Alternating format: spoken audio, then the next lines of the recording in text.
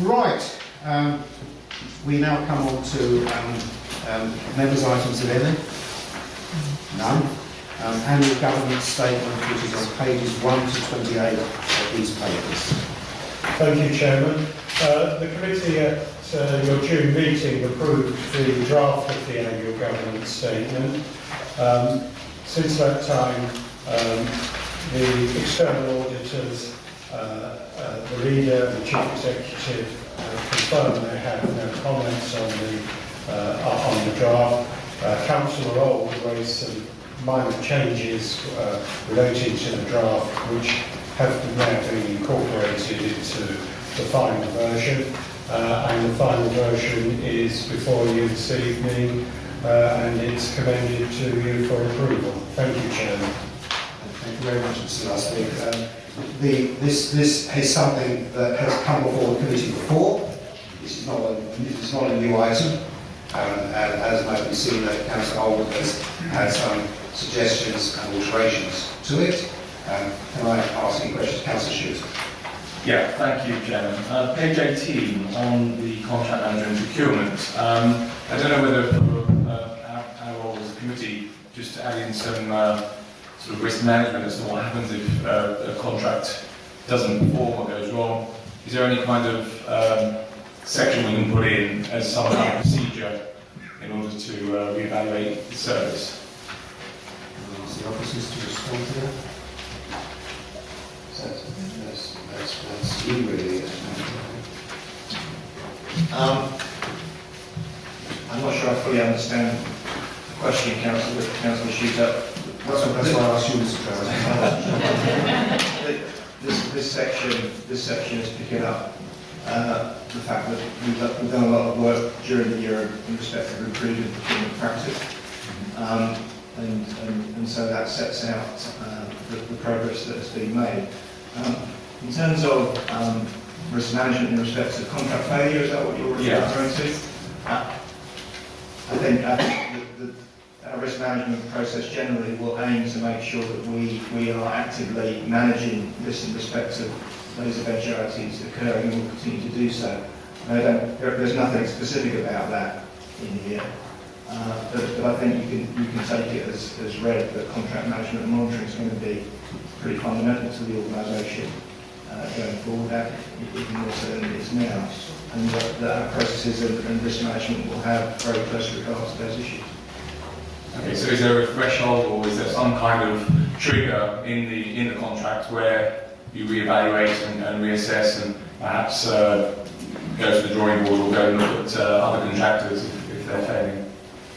Well, all contracts will have within them mechanisms that govern the monitoring and performance mechanisms and the consequences of performance being substandard or indeed failure of the contract.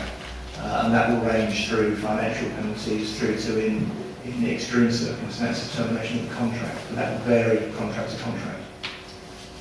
Okay, so we're going to have the processes in place to monitor each contract to make sure that there is sort of a timetable of going through each one to ensure that they're performing. Yes, absolutely. One of the things we instituted in this committee before you joined us was that when a contract gets to a certain size, like over £25,000, historically it wasn't noticed that it got into the next realm. Now there is a sort of more red flags going up when that happens. So there is historically I don't think we've done terribly well, but I think going on there's been a vast improvement. Sorry, Councillor Corcoran, then Councillor. Thanks. Yeah, I'm actually concerned about contract monitoring, and have been for a long time. I read somewhere in these papers that the arrangements about line management of the people doing the job is still up in the air to be determined, which is a matter of concern. Can we have some detailed information about what's happening on existing contracts? Like, for instance, the team who are doing contract monitoring, do we have stability amongst the workforce, or is there stability? You know, do we have continuity of all our people coming and going? How many people, for instance, are monitoring the street lighting contract, which has been very problematic in the past, and how has that changed over time? And can we have some assurance about monitoring of the more recent legal team outsource to Harrow? What seniority of person do we have in charge of that? And what legal background does that person have? Do they have the clout to ensure that Barnet's interests are upheld?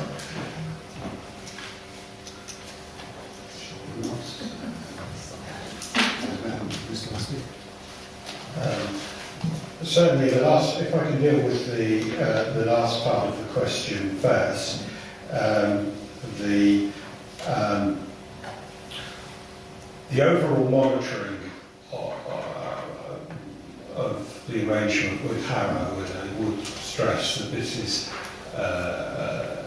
is not an outsourcing, this is establishment of a joint legal service that will, and the overall management of that service will vest in a strategic monitoring board, and the representation on that board includes the chief executive and myself. I am the senior lawyer in council, and I leave it to you to judge on my ability to make decisions or judgments on legal matters. Sorry? Is that your main job? It's one of the things I do. There will also be a contract monitoring arrangement, and under the proposed new structure, the officer responsible for contract monitoring will be the head of commercial. The new assurance director will also oversee those arrangements. So I'm confident there will be a significant and high-level monitoring of legal arrangement of the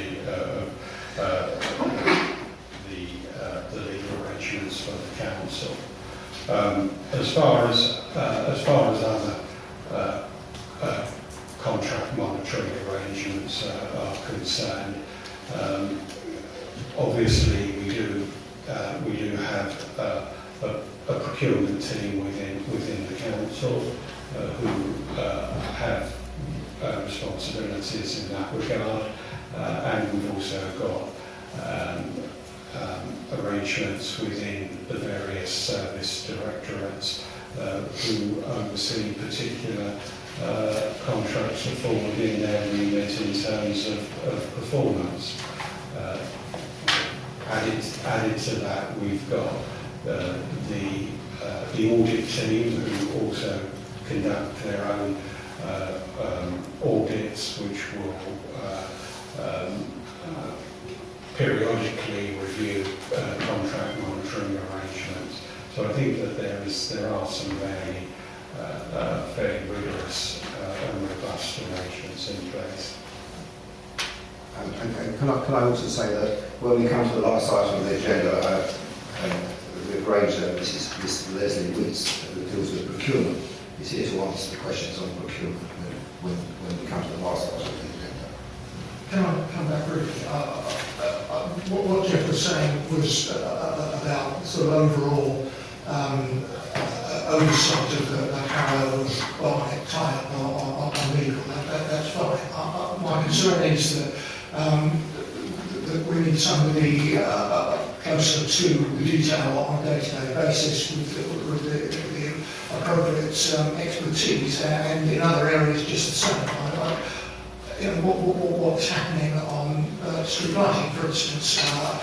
Is it being monitored on a day-to-day basis, and an adequate degree, and if that's been the case historically, why have we had so many problems? Is there a team of adequate size? Do they have the right expertise? Are they doing the right line management rather than central procurement management, which will know about contracts but not about the professional side of things? We need to get these things in place to give any assurance to the public that these huge outsources which are in the offing will not be a disaster. And I've been banging on about this for many months, and frankly, I'm not getting the detailed answer that makes me feel that it will be handled appropriately. I can only suggest that you perhaps have a meeting with the appropriate officer to try and answer your questions. Is that feasible, Mr. Travers?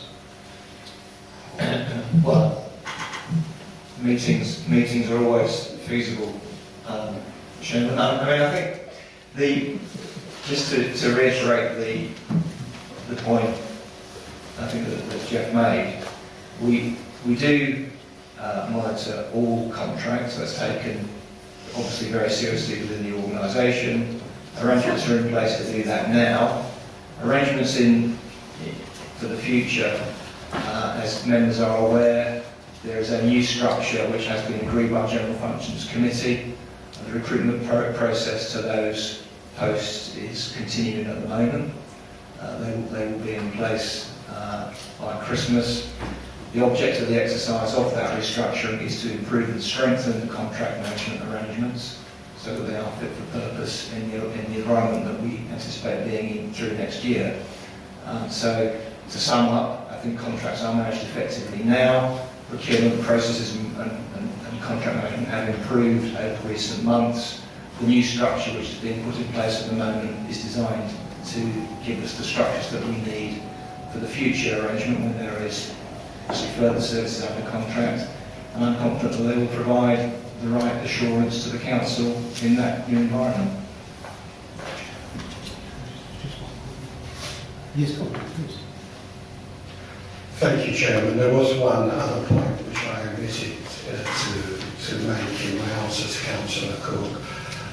There will also be twice yearly reports on the performance of the legal service contract to the executive, and of course those reports will be subject to call in the normal way if a member of the Business Management Committee wishes to call the item in, so there will be member scrutiny as well.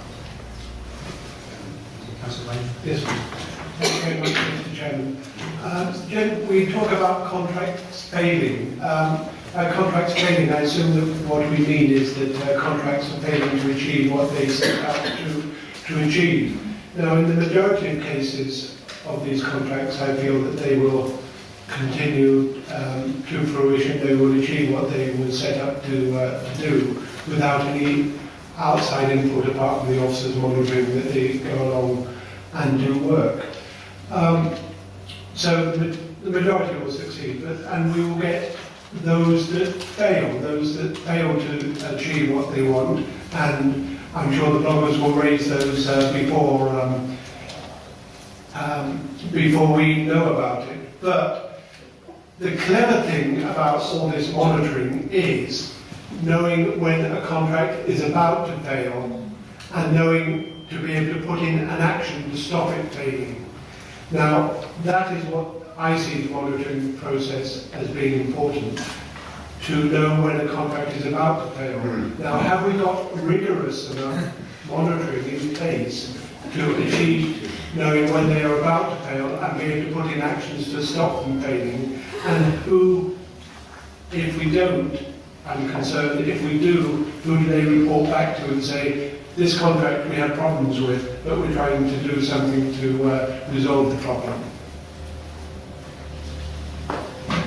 I was just going to say, the last item on the agenda discusses corporate procurement, and Leslie needs us here to answer all of those questions because she's been putting in the controls exactly as you described. So I think it's best placed there, that question. And so we failed to get it by the end of the meeting. Councillor, did you want to answer that? Councillor Mitchell? Yeah, thank you, Chair. Well, actually, leading on from that, one of our best exposures of contracting fairness has been our own residents through their books. But it seems to me that the council is intent on making it harder for them to do that. If I could refer you to page 12 of the bundle, the last description of governance mechanism. The council is complying with minimum requirements of the Code of Recommended Practice for Local Authorities on data transparency, a standard which aims to enable residents to hold the council to account.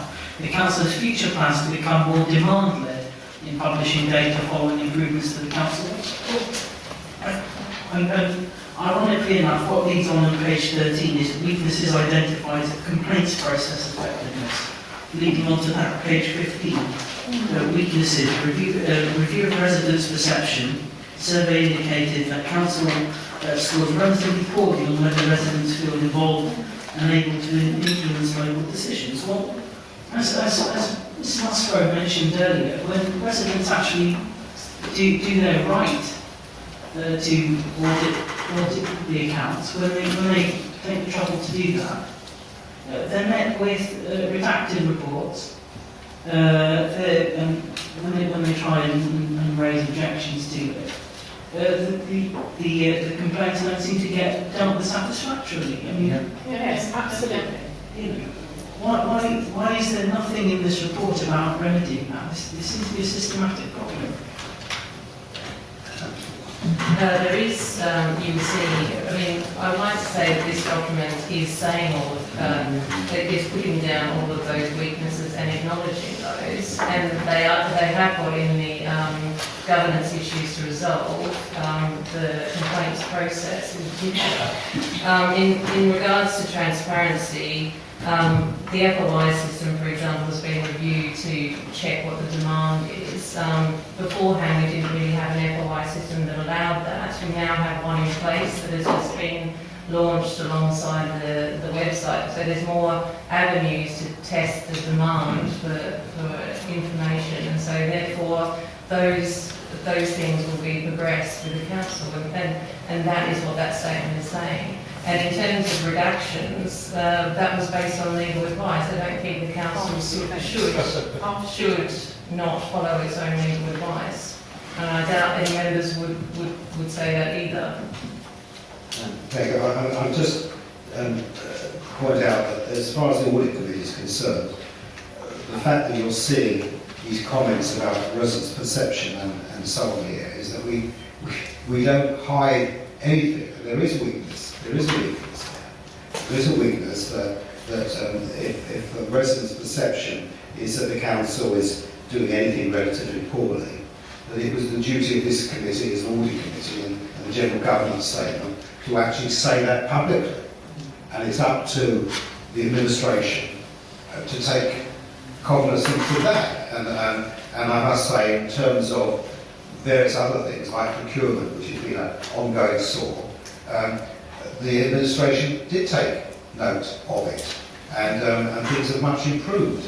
And so the point you make a very good point. The residents make the same point, but also this report makes the same point.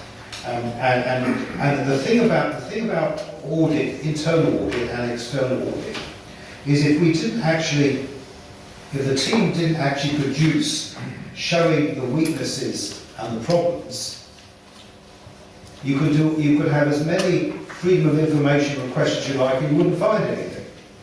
The fact is that we do make sure that these audits do take place and is recorded and it is available. I personally am disappointed that things can be blacked out. I personally always work on the basis how little you could black out rather than how much you could black out. However, the council must take its legal advice, and I'm sure it does do so. And I sometimes think, and I'm not a lawyer, I sometimes, sorry Jeff, lawyers are sometimes ultra careful. They believe that a commercial interest or a personal interest is disclosed by one of those items you want to see, and therefore is blacked out. And that is what happens in those circumstances. You know, personally, I think many of these things are not that vulnerable. And this always goes back to how councils have things in the public sector, and we used to have an awful lot in private. I think we have much less in private nowadays because of an attitude that, you know, we should try and get as much of the public sector, public domain as possible. So my comment to Councillor Mitra is basically, I would hope that we have as much redacted, as little redacted as possible. But the council must take its legal advice, and I'm not a lawyer, I can't say what. So let's go on, move on. We've got to move on, otherwise we'll never get to our agenda. Am I able to say that this report, which, as Mr. Lustig said, has already been to this committee, but I'm glad to see we're mulling it over and actually coming up with some really good points. That I can, in page 2, ask the committee whether it approves the annual government statement in conclusion to the statement of council 2011-12. Is that agreed? Yeah, agreed. Thank you very much.